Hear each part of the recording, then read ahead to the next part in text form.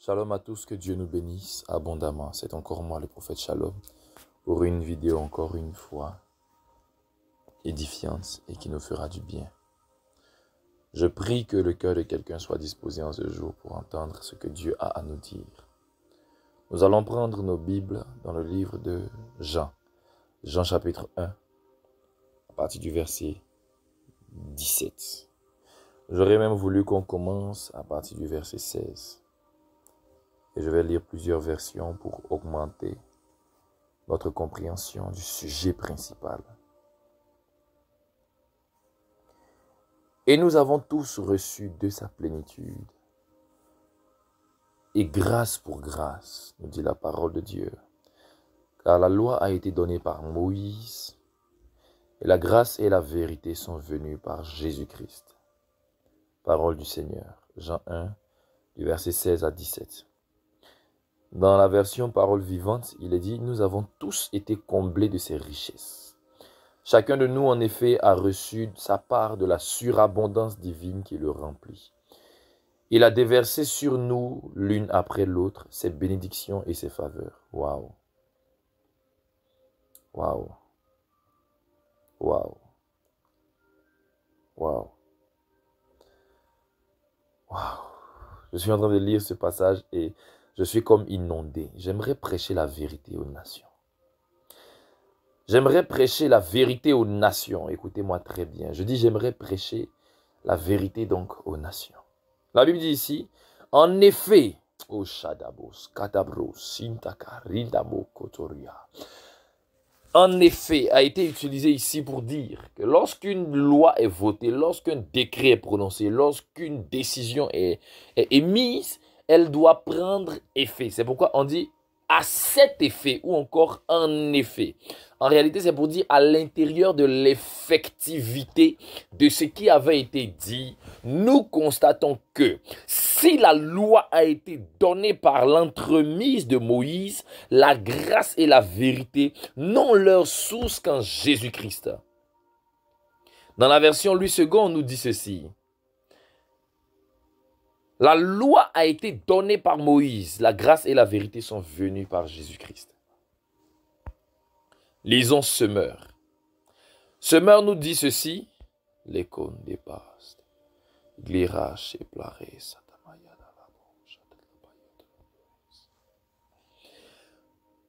En effet, si la loi nous a été donnée par Moïse, la grâce et la vérité sont venues par Jésus-Christ. Encore une fois, on prononce le « en effet ». Regardez ici dans une autre version que j'aime particulièrement. Je suis en train de chercher une version en particulier qui me donne quelque chose de différent. Parce que dans presque toutes les versions, on dit la grâce, la grâce, la grâce, la grâce, la grâce, la grâce. Ah, dans la version par exemple de français courant, on dit Dieu nous a donné la loi par Moïse, mais le don de la vérité est venu par Jésus-Christ. On parle du don de la vérité. Ici, on parle du don de la vérité. Ok. Oui, nous avons tous reçu une part de sa richesse. Parole de vie 2017. Nous avons tous été remplis de son amour. Nous avons tous été remplis de son amour. Et de plus en plus, my prayer. Il dit ici, Dieu nous a donné la loi par Moïse. Écoutez-moi très bien. En vérité, Dieu nous a donné la loi par Moïse. Et nous connaissons très bien les effets de la loi.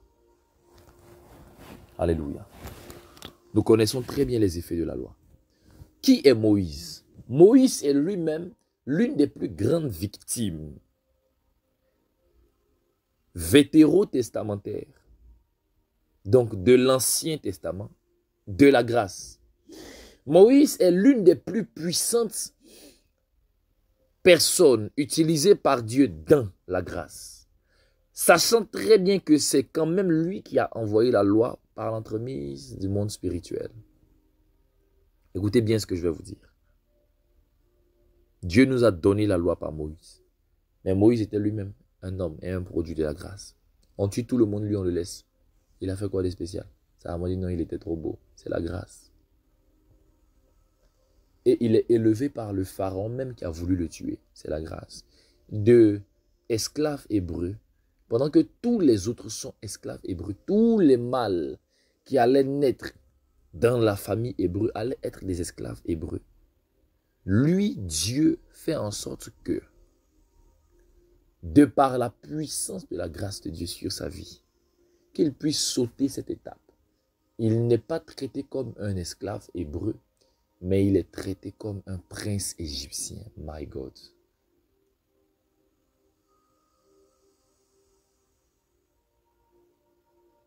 Il est traité comme un prince égyptien.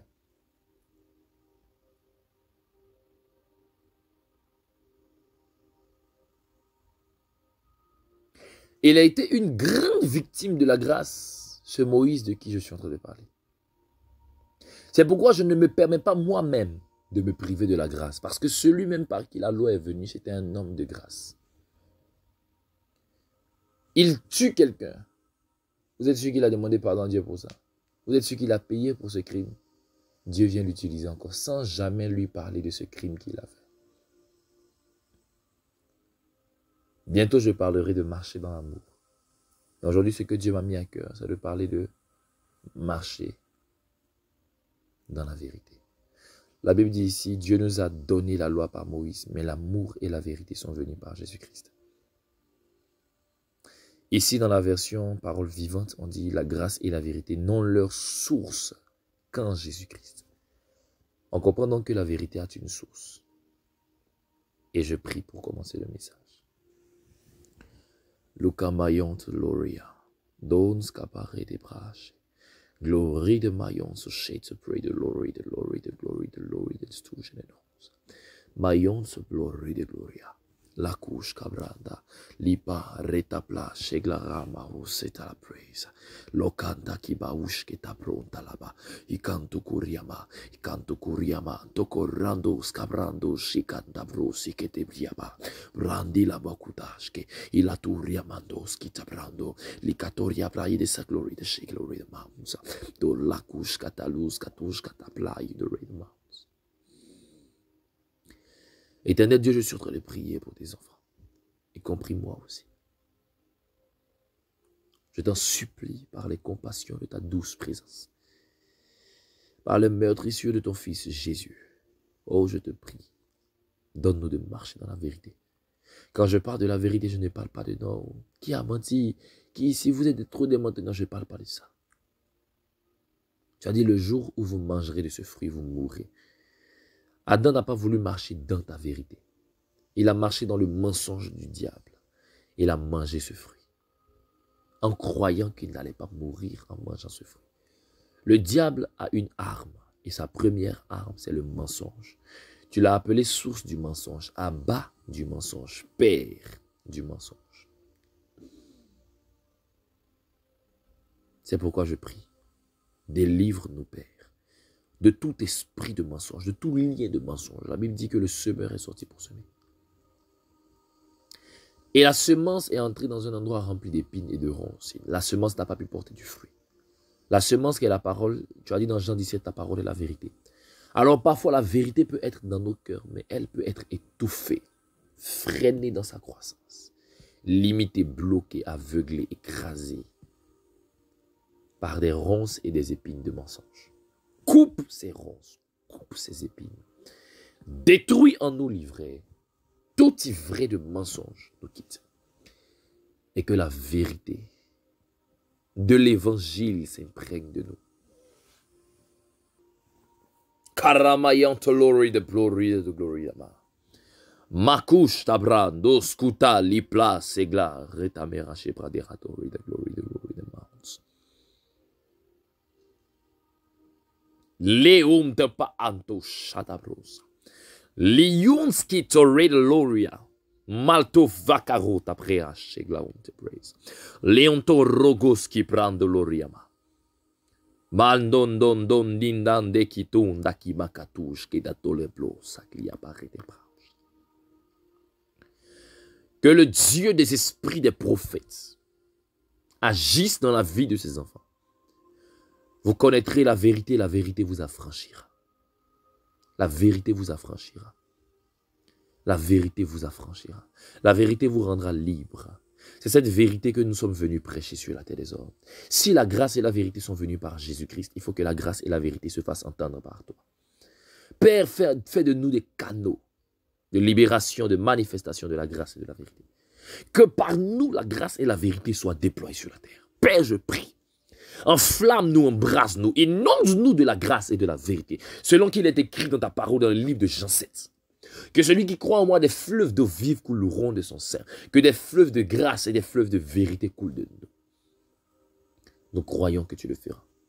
Que toute notre parole, que tout notre message, toute notre vie soit un message véhiculé de grâce, d'amour et de vérité au nom de Jésus. Nous sommes nés pour la grâce, nous sommes nés pour la vérité. Kalabusha, Léon de glorie de gloria. Kalabusha tapalabari de maus.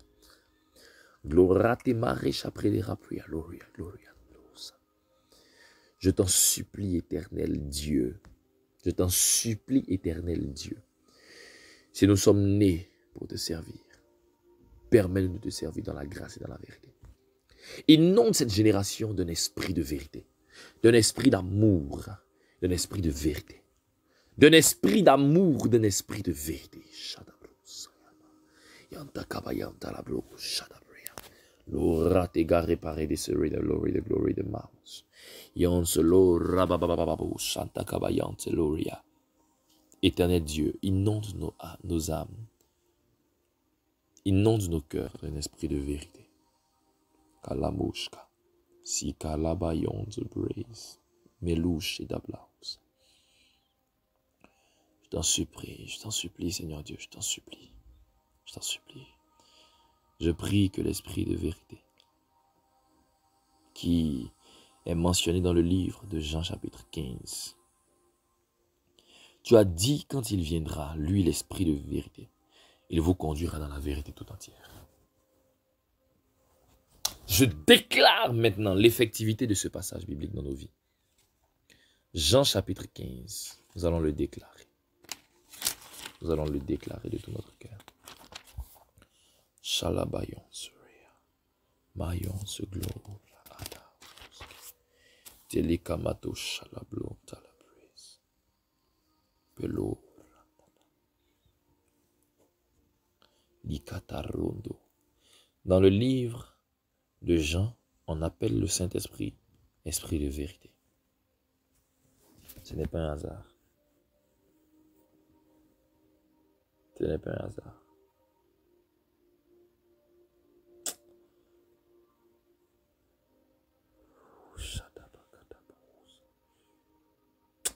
Père, je t'en supplie, relâche cette grâce.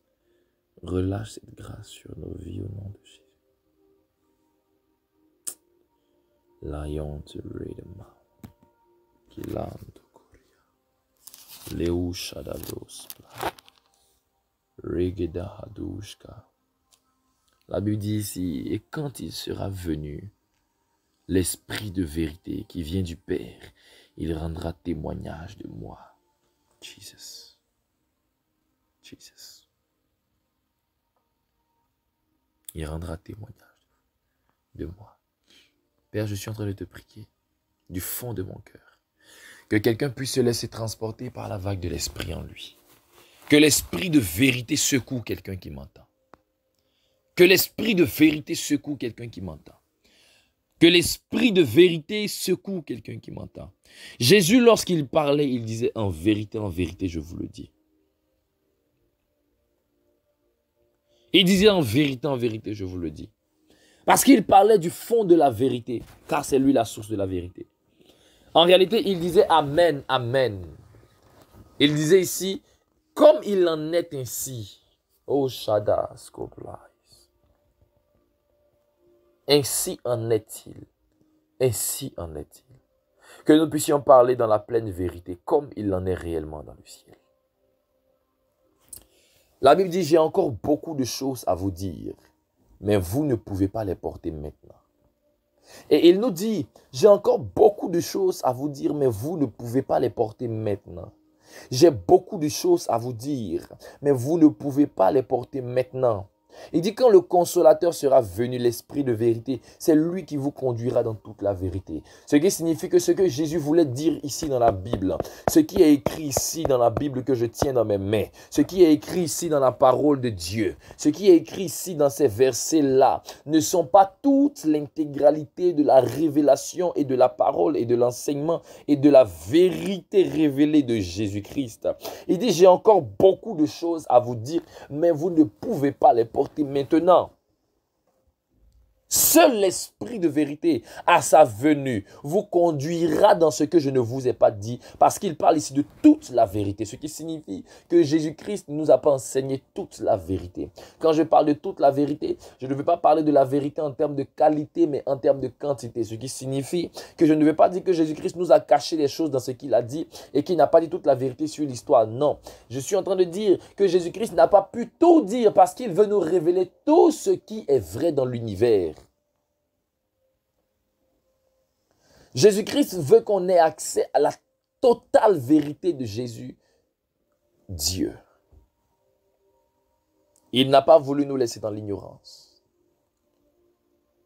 Mais il dit quand le consolateur sera venu. L'esprit de vérité. Oh, Shando Branda. Quel est le lien entre le consolateur et l'esprit de vérité? Laissez-moi vous dire que l'Éternel Dieu console toujours les cœurs par un esprit de révélation et de vérité. C'est une parenthèse que je referme. Il vous conduira dans toute la vérité. Seigneur Dieu, tu n'es pas un menteur et je te prends au mot.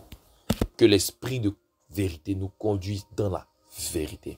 Je suis en train de prier que l'esprit de vérité nous conduise totalement, entièrement, puissamment dans la vérité.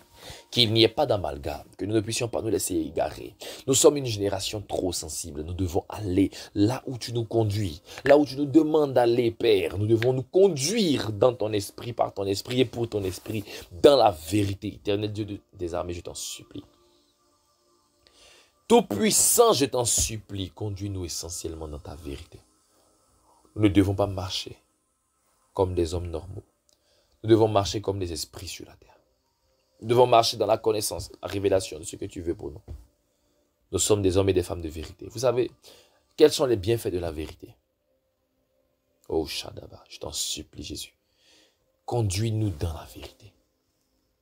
Où sont cette génération-là de personnes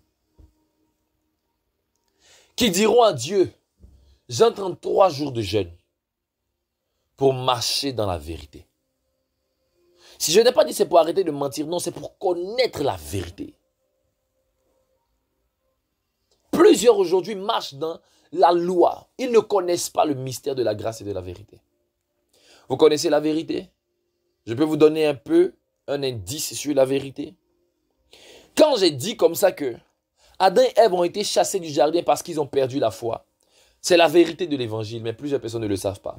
Alors c'est pourquoi Jésus-Christ, pour nous ramener dans le jardin, veut d'abord passer par le système de la foi. Quel est le secret pour être sauvé? N'est-ce pas d'avoir la foi en Jésus-Christ? Christ vient comme étant le tout-puissant jardin d'Éden. Il nous remet maintenant dans le système de la divinité en Christ. Il nous fait manger à la table des rois. Mais avant tout, nous devons marcher dans la vérité de la foi. Car la foi est une vérité, la foi est une réalité, la foi est une évidence. Nous ne maîtrisons pas aujourd'hui les choses que Dieu nous a données comme acquis. Et c'est la grande douleur de mon cœur.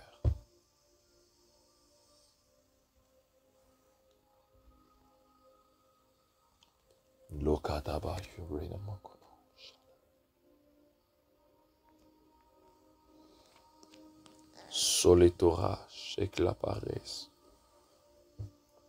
Écoutez-moi très bien. Est-ce que vous savez qu'en réalité, Jésus n'a jamais demandé à quelqu'un de lui-même de devenir saint? Et la Bible même va jusqu'à dire que, en vérité, la sainteté est le résultat de l'amour de Dieu pour l'homme. Et que la loi a été donnée pour montrer à l'homme qu'il ne peut pas être saint. En réalité, la loi a été donnée pour tuer la propre justice de l'homme. Pour tuer ce désir et ce sentiment de l'homme de penser qu'il peut être juste et plaire à Dieu de par lui-même. Dieu a voulu faire en sorte que, comme pour Jacob, ce qui fait la force de l'homme, les reins de l'homme, l'emboîture de la hanche, soit brisé par la puissance de Dieu. Lorsque l'homme pense pouvoir mériter une bénédiction, je ne te laisse pas partir tant que tu ne me bénis pas. Quand l'homme se dit qu'il peut par sa propre force retenir Dieu, pousser Dieu à faire quelque chose pour lui, en mettant pression sur lui par la force de Jacob, Dieu casse ce qui fait sa force et Dieu lui dit non. Ne t'appuie pas sur ta propre force, mais appuie-toi sur le bâton de la grâce qu'on appelle la croix. Jacob a été frappé et il s'est mis à compter sur un bâton pour marcher.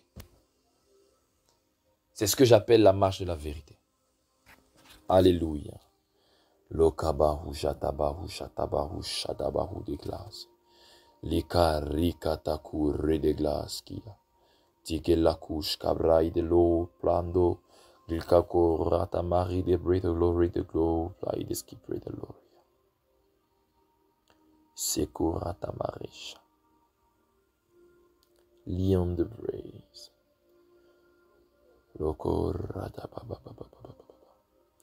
La Bible nous dit que Jacob signifie celui qui talonnera ou encore celui qui supplante. Alléluia. Celui qui supplante. Malouska. C'est pourquoi j'aimerais vous révéler un secret que plusieurs ne savent pas. Et je veux que vous puissiez être très attentifs à ma voix ce matin. La Bible nous parle d'un homme qu'on appelle Jacob. Alléluia. Pour l'instant, tout va bien. Cet homme qu'on appelle Jacob se lève de bon matin. Et la Bible nous dit, son père le bénit et son père le relâche. Et il commence à faire ses propres expériences. Jacob signifie celui qui supplante ou celui qui prend par le talon. En réalité, c'est une histoire, c'est un système qui dit qu'il fait tout par ses propres forces pour dominer les autres. Au point où même lorsqu'il arrive devant Dieu,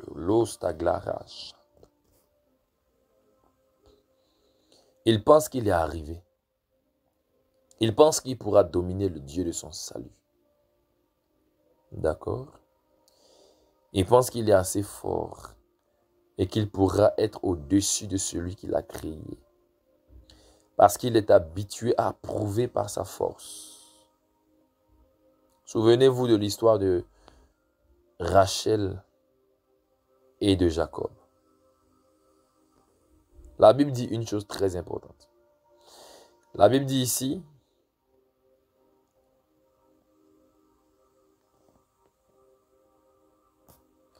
lorsque Dieu avait relâché la force de Jacob en lui, il part pour Laban, pour la maison de Laban. Il arrive là, il voit une femme bergère. Alléluia, jusque-là tout va bien. Il voit une femme bergère et il veut l'impressionner. La Bible déclare qu'il y a un puits qui est fermé par une grosse pierre. C'est pourquoi tous les bergers attendent de se rassembler afin de pousser la pierre ensemble parce que la pierre est très lourde. Jacob voit femme devant. Jacob a force un coup. Il a force que tous. Lui seul, il pousse la pierre que tous étaient censés pousser ensemble. Quelle force! Il fait ça pour obtenir la grâce de Rachel. Ça marche, elle tombe amoureuse de lui. Il a réussi à la séduire par sa force. C'est par sa propre force qu'il réussit à prendre le droit d'aînesse, qui lui était au préalable destiné d'ailleurs. C'est par sa propre force qu'il a voulu encore naître avant son frère. Mais Dieu a dit non. Comprenez une chose. Quand on nomme un homme, c'est en fonction de son vécu. La Bible nous dit une chose très importante par rapport à Jacob et c'est la raison pour laquelle je veux en parler. C'est la différence entre la loi et la grâce. Jacob avait un nom qui exprimait son caractère. C'était celui-là même qui voulait gagner, mais par sa propre force. celui qui prévaut, celui qui supplante, celui qui domine, celui qui veut monter sur les autres. Et Dieu dit, tu as voulu faire par tes propres forces, même avec moi. Tu as voulu lutter avec moi. Tu as voulu que ton père te bénisse par la ruse, donc par tes propres forces. Tu as voulu prendre le droit d'aînesse de ton frère par la ruse, donc par tes propres forces.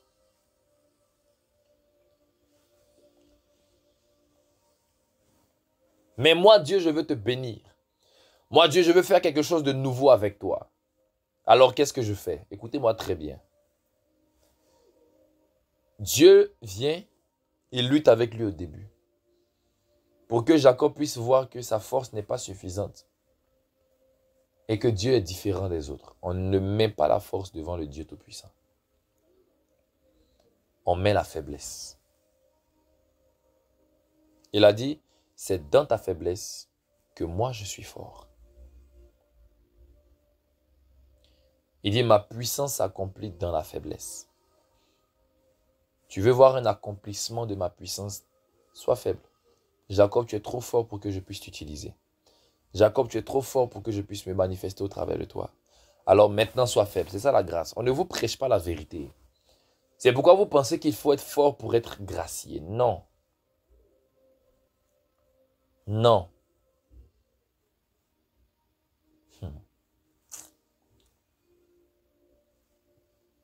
La grâce cherche des gens qui sont mal en point. Il a dit, il n'est pas venu pour ceux qui sont en bonne santé. Il est venu pour ceux qui sont malades.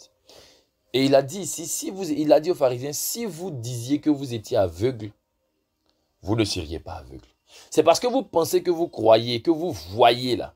C'est comme vous vous dites que vous n'êtes pas aveugle. C'est la raison même principale pour laquelle vous êtes aveugle. Si vous reconnaissiez votre aveuglement, vous seriez délivré de cet aveuglement. Mais parce que vous pensez que vous êtes arrivé là, c'est pour ça que vous êtes dans les ténèbres jusqu'à présent. Nous tous, nous sommes malades. Mais Jésus-Christ ne guérit que ceux qui savent qu'ils sont malades. Est-ce que vous comprenez? Est-ce que vous voyez les médecins se promener dans les quartiers pour demander qui est malade? Non. Et ceux qui viennent à eux. Parenthèse. Jacob signifie celui qui veut dominer, celui qui veut supplanter, celui qui veut prévaloir, celui qui veut monter sur les autres mais pas sa propre force. Dieu lui dit à partir d'aujourd'hui, je casse ta hanche et je change ton nom. Dieu le prive de sa force. La hanche, et c'était l'image des reins entre griffes, les reins étaient l'image de la force de l'homme. Je n'expliquerai pas pourquoi en tant que tel, mais les reins étaient l'image de la vigueur de l'homme, de la force de l'homme, de la virilité de l'homme. Dieu casse sa hanche, il brise sa force, il le rend faible en d'autres termes. Au point où il n'arrive même pas à marcher de lui-même. Parce qu'il voulait marcher par ses propres forces, Dieu lui dit non, marche dans la vérité. Quelle est cette vérité? Le bâton qui était l'image du serpent, qui était l'image de Jésus-Christ, devait être dans ta main. Vous voyez un peu le lien? Parce que le bâton de Jacob est devenu plus tard le serpent des reins qui s'est terminé comme étant la croix de Christ. Puisque c'est par un bâton que le serpent a été accroché et élevé dans les airs. Et le bâton de Moïse s'était transformé en serpent.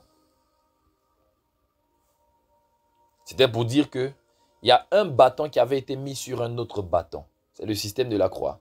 Le premier bâton était l'image du serpent. Le deuxième bâton était l'image de la verge de Jacob.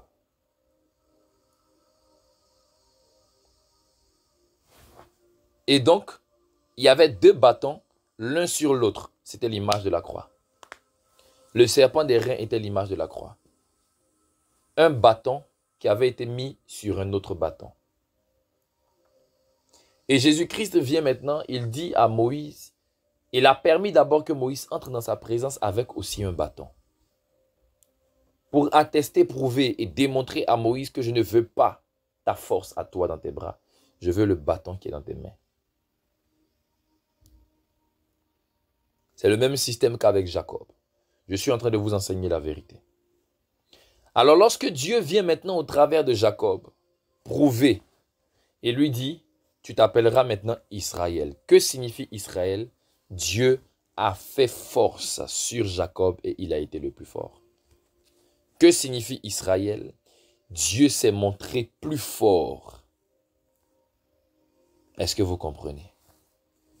Le système de la loi, c'est le système où l'homme se montre fort pour réussir à toucher Dieu. Le système de la loi, c'est le système où l'homme doit présenter maintenant ses qualités, ses compétences, sa dimension, ses capacités pour réussir à se faire une place. Mais le système de la grâce, c'est Dieu qui se montre fort pour élever l'homme à son niveau. Lorsque Dieu lui dit, appelle-toi Israël, il veut lui dire, revêt-toi de ma force. Il dit à Zorobabel, c'est ni par ta force, ni par ta puissance, mais c'est par mon esprit que cette montagne va s'aplanir. Arrêtez de compter sur vos propres forces lorsqu'il s'agit d'aplanir des montagnes.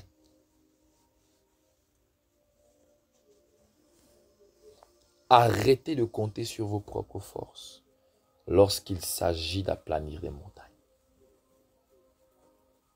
Sinon, vous entrez dans le système de la loi où il vous faudra mériter vos grâces.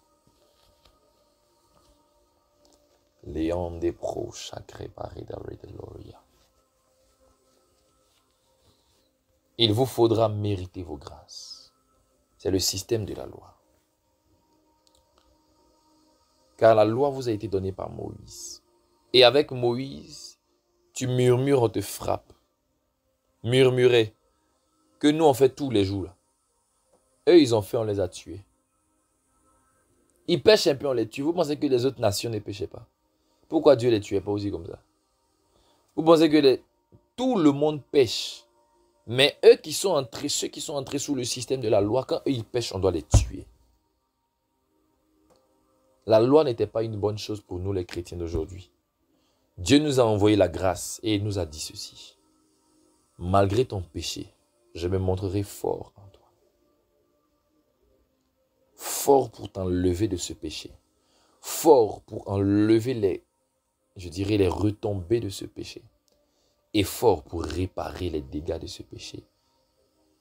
Dieu veut t'enlever dans ce péché. Mais encore plus, il veut enlever ce péché en toi. Dieu veut te débarrasser de ce péché. Kalamosha tabrose. Les reakatouche kebra atamosi kebres. Loritsu de l'ande. Mayon se chetsebrey. L'Éternel Dieu le fera pour quelqu'un ici. Vous savez, la vérité nous dit quoi? La vérité nous dit que tant que nous manifestons la foi, Dieu ne peut jamais nous chasser du jardin. La seule loi qu'il avait donnée à Adam et Ève était celle-ci. Et là encore, je viens appuyer sur un fait pour vous dire qu'il n'y a pas de péché sans loi. Écoutez-moi très bien, ce que je vais dire doit rentrer. Alors, s'il n'y a pas de loi, il n'y a pas de péché. Retenez bien ce que je vais vous dire. Nous sommes dans un autre système. Nous sommes sous la loi de Christ. Et c'est la loi de Christ que nous devons enseigner. C'est ça la vérité de l'évangile. Nous ne devons plus enseigner la loi de Moïse. Nous devons enseigner la loi de Christ. Parce que la Bible dit quoi? Paul a dit ceci. Non pas comme si je n'étais plus sous la loi, car je suis sous la loi, mais la loi de Christ. Ce qui signifie que Christ a une loi. Lisez Matthieu 5. C'est ça la loi que nous devons enseigner jour et nuit dans les églises. Avant, au temps de Moïse, on enseignait la loi de Moïse dans les églises tout le temps. Mais au temps de Jésus-Christ, nous devons enseigner la loi de Jésus-Christ.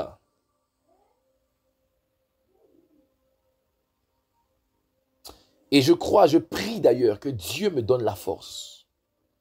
Que Dieu me donne la force.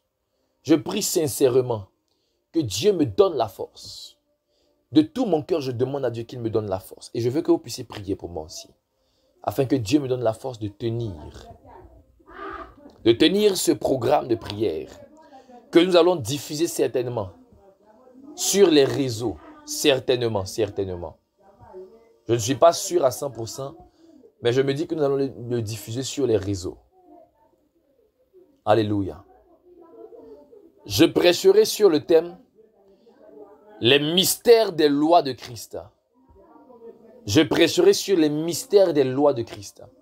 Et je vais par exemple relever des lois très importantes que Christ a énoncées.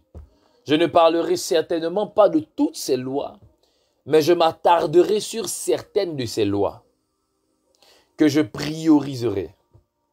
Et nous allons étudier ensemble les lois de Christ. Oui, oui. Que Dieu me donne un bon ordinateur, je vais taper quelque chose. Je suis en train de me préparer à cela. Nous allons écrire un livre sur ça. Nous parlerons des lois de Christ. Nous parlerons aussi des clés de la richesse par l'onction prophétique. Car je suis prophète, j'ai l'onction prophétique, je connais ma chose. Et je sais comment faire en sorte que quelqu'un devienne très riche et prospère, immensément riche et prospère en tant que prophète, par sa propre onction prophétique. Le prophète est mort au temps d'Élisée. Il est mort, endetté, pauvre, misérable. Pourtant, il y avait un peu d'huile dans sa maison. C'était l'huile dans la maison d'un prophète. C'était l'image de l'onction prophétique. Quand Élisée lui demande, qu'est-ce que vous avez à la maison, ô femme? La femme du prophète lui dit, mais on n'a rien d'autre à part un peu d'huile. Il dit, mais c'est un peu d'huile là même qui est l'essentiel. Voilà ce que vous allez faire. Petite instruction, l'huile prophétique a porté du fruit. Ils sont devenus riches. On meurt parce qu'on ne connaît pas la vérité. Et Dieu m'a enseigné 7 clés. C'est pourquoi j'ai appelé ce livre 7 Keys. 7 clés pour prospérer par l'onction prophétique. Et je vais faire ce livre-là. Il va sortir avant la fin de l'année. Je ferai tout mon possible pour que ce livre puisse être terminé et même si Dieu fait grâce, publié. Oui, oui. Avant la fin de l'année, il faut que ça soit fait. Et je vais prêcher sur les mystères de Christ. Les mystères des lois de Christ. On va enseigner sur cela. On aura l'occasion de parler de cela. Alléluia. On aura l'occasion de parler de cela. Lion des bras.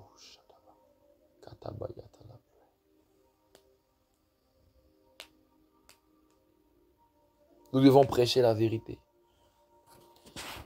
Est-ce que vous savez par exemple que lorsque vous lisez la parole de Dieu, Dieu nous enseigne que se sentir coupable pour un péché est un péché.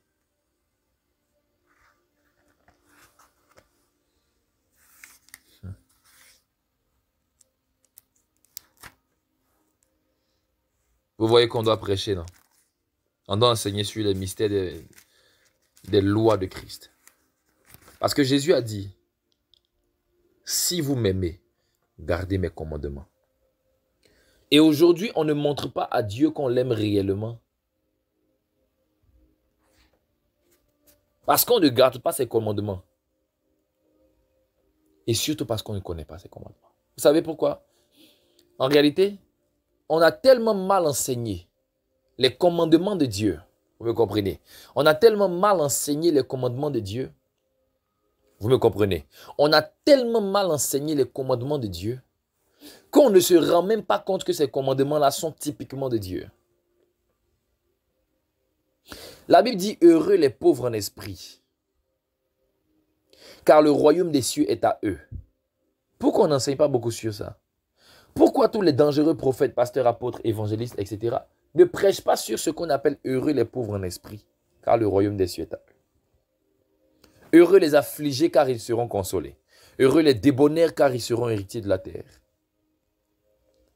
Ceux qui ont faim et soif de la justice, les miséricordieux, ceux qui ont le cœur pur, ceux qui procurent la paix, ceux qui sont persécutés, ceux qui sont outragés. Pourquoi on n'enseigne pas ça comme étant un principe et une clé pour prospérer dans le royaume des cieux? Et Jésus dit juste en bas, vous êtes le sel de la terre. Mais si le sel perd sa saveur, avec quoi la lui rendra-t-on? Ce qui signifie que la saveur du sel que nous sommes, ce sont ces choses qu'il a citées en haut. La saveur d'un chrétien, c'est d'être affligé à cause de l'évangile, d'être outragé et persécuté à cause de l'évangile. Est-ce qu'on enseigne que c'est ça notre saveur? Est-ce qu'on enseigne que c'est ça notre saveur, d'être miséricordieux, afin que Dieu puisse nous faire obtenir miséricorde? Est-ce qu'on enseigne dans les églises que notre saveur en tant que sel qui doit être mis dans les sauces du monde, dans les repas du monde, notre saveur c'est d'être miséricordieux, d'avoir un cœur pur, de procurer la paix, d'être pauvre en esprit même, je vais bien expliquer ça, d'être des débonnaires, d'avoir faim et soif de la justice. Est-ce que les gens sont conscients que c'est ça notre saveur en tant que sel? C'est ça notre éclat en tant que lumière, c'est ça ton éclat. Manifester la miséricorde autour de toi, c'est ce qui donne du goût à la sauce, disons, au sel que tu es. Mais est-ce qu'on enseigne ces vérités? Je priais et Dieu m'a dit, mon fils, Matthieu 5, Matthieu 6 et Matthieu 7 sont des grandes clés du royaume. Je vous le dis en vérité.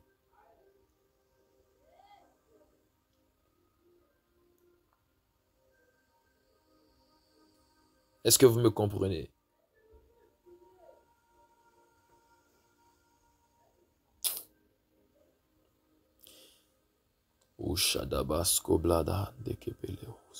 Jésus dit, car je vous le dis en vérité, tant que le ciel et la terre ne passeront point, il ne disparaîtra pas de la loi un seul iota ou un seul trait de lettre jusqu'à ce que tout soit arrivé.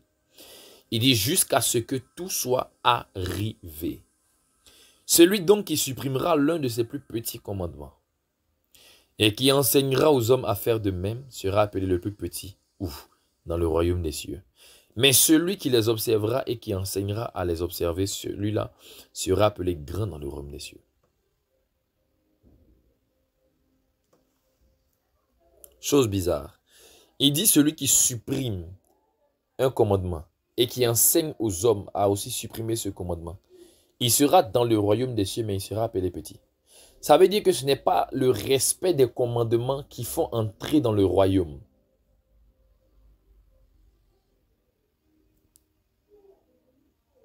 Ça, c'est une vérité qu'on doit arrêter de mentir aux gens. C'est une réalité qu'on doit enseigner aux gens. Les gens pensent que c'est par leurs propres efforts et par le niveau de respect qu'ils accordent à la parole de Dieu qu'ils entrent dans le royaume. Mais nous tous on pêche. Posez la question à ceux qui vous prêchent ce genre de bêtises. Nous tous on pêche, eux aussi pêchent. Donc s'ils meurent tout de suite, est-ce qu'ils vont aller au ciel? Ou bien c'est le jour qu'ils arrêtent de pécher, puis ça les trouve en train de mourir. C'est là qu'ils vont aller au ciel. C'est-à-dire, je me suis concentré quand il n'est pas péché pendant 2 semaines et puis je meurs pendant les 2 semaines. Là, je vais au ciel. J'ai fini de demander pardon à Dieu pour tous mes péchés, etc., etc. C'est là que je vais au ciel? Non. On ne part pas au ciel quand on est saint. Physiquement. Sinon, spirituellement, nous sommes déjà saints. Dans l'Ancien Testament, dans Lévitique, Dieu demande aux gens d'être saints. Dans le Nouveau Testament, c'est Dieu qui demande à Dieu de nous rendre saints. Jean 17, sanctifie-les par ta vérité. Parce que c'est ta parole qui est la vérité. C'est à Dieu de nous sanctifier. Même Paul disait ça dans ses épîtres. Il dit, je prie que le Dieu Tout-Puissant, le Père de notre Seigneur Jésus-Christ, vous sanctifie. Votre être tout entier. C'est à Dieu de nous sanctifier. Montrez-moi dans le Nouveau Testament une partie où on demande aux hommes de se sanctifier eux-mêmes.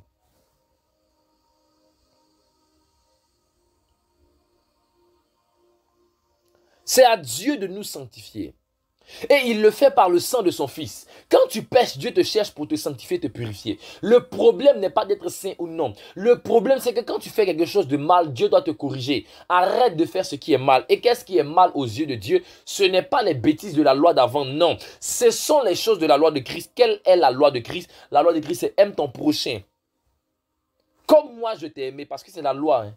Aime ton prochain comme toi-même, c'est la loi. Dieu dit aimez-vous les uns les autres comme moi, je vous ai aimé. Alors quand vous regardez 1 Corinthiens 13, c'est le reflet de l'amour de Dieu pour vous. Vous devez marcher maintenant dans 1 Corinthiens 13 autour de vous. Quand tu commences à faire des choses que Dieu lui-même ne fait pas, sachant que Dieu s'est battu, il s'est saigné pour que toi tu puisses être comme lui, mais que tu ne fais pas les choses que lui, Dieu fait, c'est là qu'il voit un péché en toi. Et je n'appelle même pas ça péché, j'appelle ça offense. Parce que tu offenses Dieu. C'est pourquoi Jésus-Christ dit, quand vous priez, parlez à votre Père, dites-lui, notre Père, pardonne-nous nos offenses, pas nos péchés. Et ces offenses-là, écoutez-moi très bien, c'est lorsque tu désobéis à la loi de Christ. On appelle ça offense. Pourquoi? Parce que celui qui est né de Dieu ne pêche pas. C'est quoi la loi? Pardon, c'est quoi le péché? La Bible dit, le péché, c'est la transgression de la loi de Moïse. C'est la loi de Moïse qui a envoyé ce qu'on appelle le péché. La loi de Christ nous présente les offenses faites au Père. Et c'est le Père qui doit nous pardonner nos offenses. Et le diable ne met pas sa bouche dedans. Parce que la même Bible nous dit qui accusera les élus de Dieu? Qui les condamnera? On dit c'est Christ lui-même qui les justifie. Dieu lui-même nous justifie. Qui peut nous condamner? Qui peut nous accuser? Qui nous rend juste? C'est Dieu. C'est pourquoi la Bible dit quoi? Que ce n'est pas bon de se justifier soi-même. Laisse l'honneur à Dieu de te justifier, de charger ton pas là pour régler ce problème. La justification.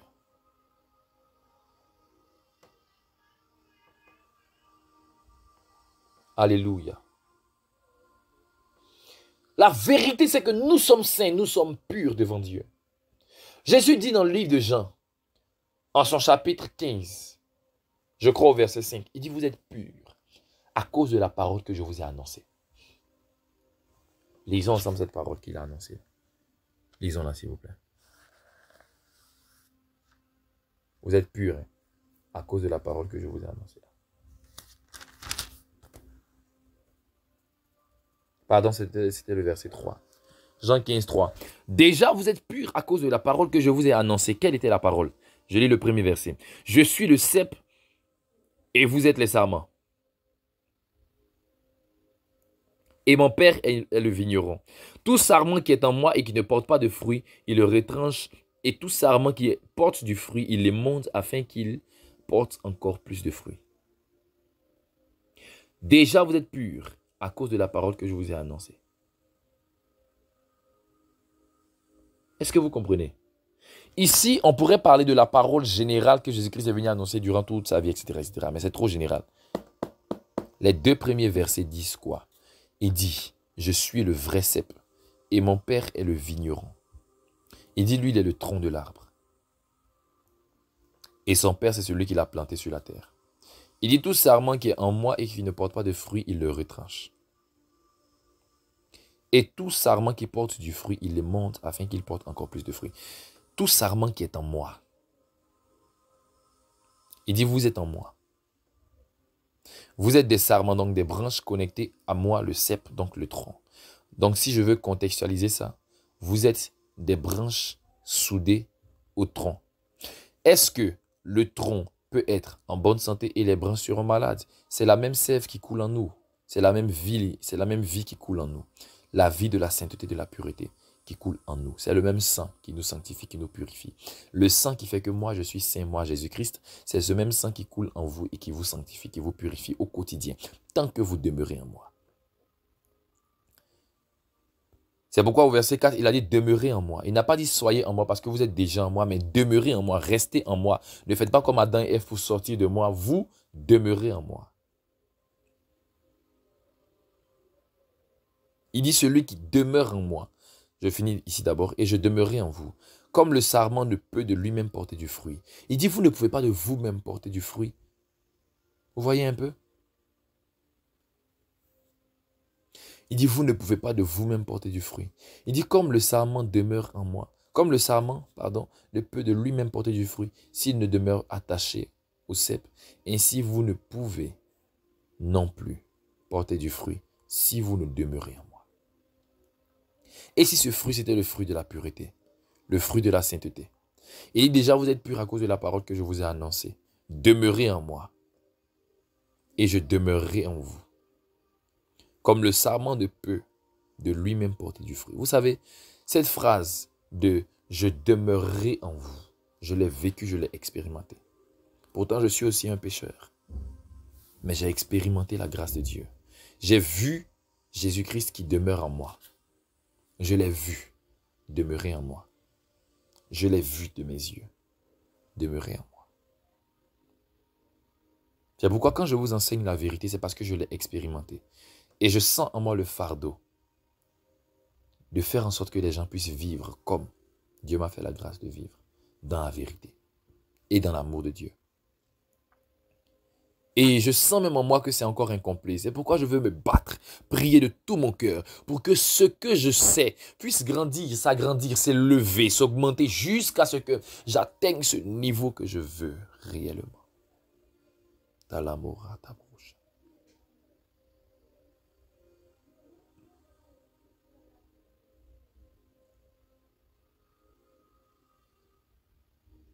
Demeurez en moi, a-t-il dit. C'est le secret de la sainteté et c'est ça la vérité. J'étais dans un jeûne de 21 jours. Dans un long jeûne. Quand je dis long jeûne, c'est parce qu'il était difficile. Parce que parfois je collais 2 jours sans manger. Parfois je descendais à minuit. Parfois je descendais à 22 heures. C'était un jeûne assez spécial. Où j'ai été beaucoup attaqué par la grâce de Dieu. Mais c'est ce qui me présente encore plus la valeur de ce jeûne. Et voici un peu. Au terme de ce jeûne, je reçois une vision nocturne. Je reçois une apparition dans un songe. Et le lendemain, à mon réveil, un homme de Dieu, un de mes frères, du nom de Yves Dobé, se met à parler, à prophétiser sur ma vie. Et sa prophétie confirme ce que j'ai vu. Et bien avant même cela, un prophète m'en avait parlé. Il m'avait dit comme ça que je vois une apparition et je vois la lumière comme ça autour de toi. Et Dieu me dit, c'est le jeûne là qui va t'apporter cela. Et un coup, je fais un rêve. L'un des plus dangereux rêves que je n'ai jamais fait. Il y a une chaise, c'est comme un trône. Un grand siège. J'étais avec des frères en Christ, des prophètes. Et chacun demandait comme ça à ses frères. Chacun se demandait l'un à l'autre. Assieds-toi à la chaise et puis on va voir la dimension qu'il y a en toi. On va voir ce qu'il y a en toi. Quelqu'un s'est assis dans la chaise. Il y a un lion qui est sorti, qui a rugi un coup. On dit, waouh, c'est un homme tu es un homme de puissance, un homme de dimension. Il y a un autre qui s'est assis dans la chaise. Nous étions nombreux. Un autre s'est assis dans la chaise. Non, nous n'étions pas trop nombreux, nous étions environ 4 ou 5. Et l'autre qui s'est assis dans la chaise, quand lui s'est assis, le feu est sorti un coup à côté. C'était juste à côté de la chaise. C'est comme si ce qui était à l'intérieur de nous, lorsque nous nous assions dans la chaise, ça sortait comme ça. C'est l'image qui était en nous, l'esprit qui était en nous sortait et se présentait. Le feu a jailli pour lui, on dit, waouh, c'est un homme de feu, c'est un homme de charisme, c'est un homme de puissance. Et certains aussi sont passés jusqu'à ce qu'il reste moi. Et quand chacun passait, il y avait quelque chose de puissant qui sortait. Et voici que moi aussi, je m'assois. Je vous l'assure, quand je me suis assis dans la chaise, il y a un agneau qui est sorti. Je l'ai vu, il était doux, simple. Un agneau est sorti, je vous dis la vérité, un agneau est sorti. Et la différence entre pour les autres et pour moi, c'est que quand pour eux ça sortait, c'était une image qui réagit et puis c'est fini. Ça disparaît. C'était un feu qui sort, ça disparaît. 1 seconde maximum. Maximum 2 secondes. Au grand maximum 2 secondes. Mais vous savez quoi? Ce qui était différent, c'est que quand je me suis assis, il y a un agneau qui est sorti, qui s'est mis à marcher dans la salle. La lumière a aveuglé tout le monde.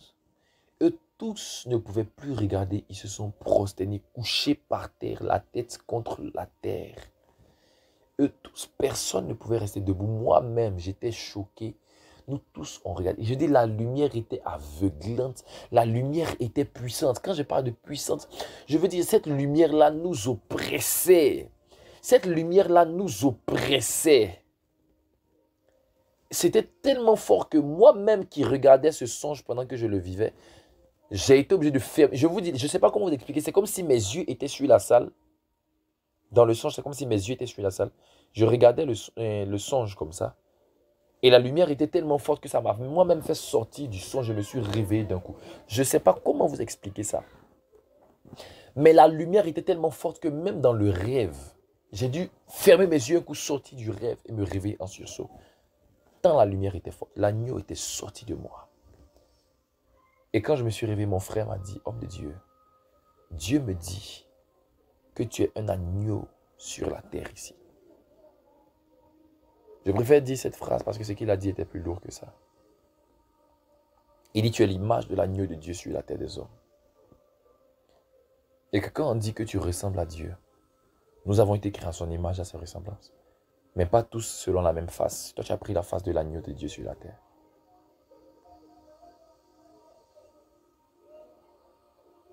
Dieu est puissant. Alléluia. C'est alors que j'ai su et j'ai compris, j'ai découvert que Dieu habite en moi. Et de la même manière que j'en suis sûr à 100%, je ne pourrai jamais douter de cela. Dieu vit en moi. Et parce que Dieu vit en moi, je suis saint et je suis pur. Cette lumière-là, je vous assure, de la même façon, j'ai vu la lumière. C'est comme si la lumière-là, quand elle a explosé, elle a fait disparaître tout ce qui était ténèbres dans la salle. Il n'y avait plus même une ombre dans la salle. Il n'y avait même pas d'ombre dans la salle. Si cette lumière vit en moi, vous pensez qu'il y aura des ténèbres en moi? Toute ténèbre en moi deviendra lumière, sera transformée en lumière à cause de la puissance de la lumière de Dieu.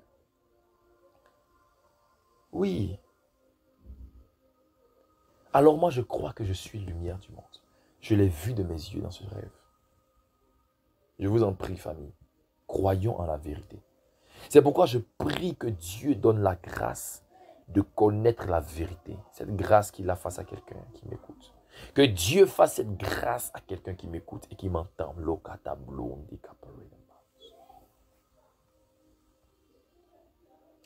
Je suis en train de voir un homme, c'est un papa. Dans mon esprit, je le vois clairement. J'entends Sylvain. Dieu me montre ce papa, je vois qu'il a des problèmes de reins. Des problèmes de reins, parce que j'ai parlé de ça dans la vidéo. Je vois qu'il a des problèmes de reins. Il est connecté à une femme. Une femme, j'entends comme Sami. Sami, je ne sais pas si c'est Samira ou Samuela, quelque chose comme ça, mais je vois, il est connecté à une femme qui s'appelle Sami. Et Dieu me parle de lui. Il a un numéro, il a 2 téléphones. Il a 2 numéros. Il a un numéro orange et il a un numéro mauve. Dieu est en train de me parler de ça. Et je veux réellement entrer en contact avec ce papa. Je le vois en train de prendre une voiture blanche.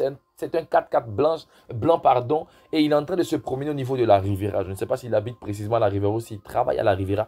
Mais je suis en train de voir ça dans mon esprit. S'il vous plaît, dans les commentaires, aidez-moi à le retrouver. Vous avez le numéro dans les commentaires. 0767 81 31 60. Écrivez-moi sur WhatsApp ou appelez-moi tout simplement et confirmez-moi que vous le connaissez. Rapidement, je cherche Papa Sylvain. Nous allons prier pour sa santé. Dieu lui fera grâce. Dieu lui fera énormément de bien. Alléluia. Je suis en train de voir une personne qui va suivre cette vidéo aujourd'hui même. Aujourd'hui même, qui est la date de sa publication. Et je suis en train d'entendre que Dieu va visiter cette personne-là. Parce qu'elle aussi, elle était prise par le péché. Elle cherchait comment faire pour sortir du péché. Et elle est en train de se demander, mais j'essaye par mes propres efforts, mais je n'y arrive pas. Que Dieu me fasse grâce. Et aujourd'hui, ce message vient te toucher et te parler particulièrement. La lumière brille dans les ténèbres. Pendant que je suis en train de te parler, je suis en train de voir dans mon esprit comme si tu es en train de suivre ce message, mais tu avais porté un habit rouge que tu as enlevé. Aujourd'hui, je dis aujourd'hui est le 16. C'est l'anniversaire de mon petit frère Jean-Christ. Je profite même pour lui souhaiter un grand joyeux anniversaire. Vous aussi dans les commentaires, dites joyeux anniversaire Jean-Christ, joyeux anniversaire Jean-Christ. Que Dieu le bénisse, que Dieu l'élève et qu'il suive les traces de son grand frère. Dieu me parle de quelqu'un qui va suivre cette vidéo aujourd'hui même, le 16 septembre. Tu avais porté un habit rouge que tu as enlevé. Shadabro Shikarima. Et Dieu est en train de m'orienter sur ta vie. Faut te présenter dans les commentaires, confirme que c'est de toi qu'il s'agit. Tu es en train de chercher comment résister au péché, comment sortir du péché. Et Dieu vient te donner maintenant une solution et je prie pour toi.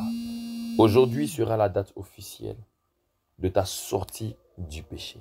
Dieu te fera grâce. Dieu te fera grâce. Tu sentiras que ça disparaît en toi parce que l'agneau de Dieu aussi entre en toi. L'agneau de Dieu entre en toi. Shalom, shalom, shalom. Que Dieu bénisse sa parole. Je ferai tout pour faire sortir cette série d'enseignements.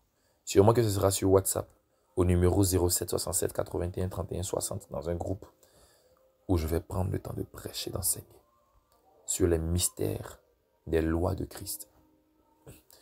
Plusieurs personnes ignorent ceci. On connaît tous, les gens sont en train de parler des lois du monde spirituel. Savez-vous qu'il y avait aussi des lois du monde divin? C'est ça les lois de Christ. C'est ça qui sont régies par la grâce et par la vérité. Les lois du monde divin, parce qu'il y a 3 mondes. Le monde physique, le monde spirituel et le monde divin. Là où Dieu habite avec ses fils et avec ses filles que nous sommes.